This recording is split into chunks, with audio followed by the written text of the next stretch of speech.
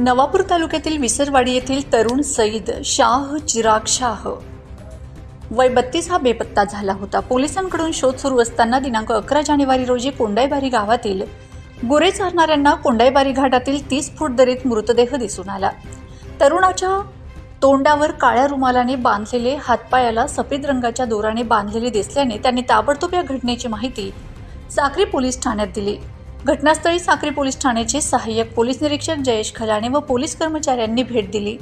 सदरचा मृतदेह काळा पडून कुजलेल्या अवस्थेत असल्याने सोशल मीडियावर व्हायरल झाला। यावरून हा मृतदेह सईद शाह राहणार विसरवाडी याचा असल्याचं निष्पन्न झालंय।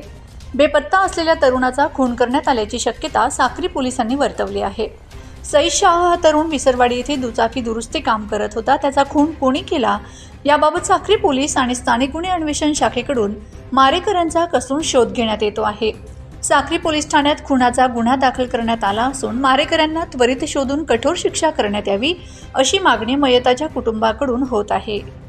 चॅनल सबस्क्राइब करा, बेल आयकॉनचे बटन दाबा, सोबत शेअर करायला विसरू नका।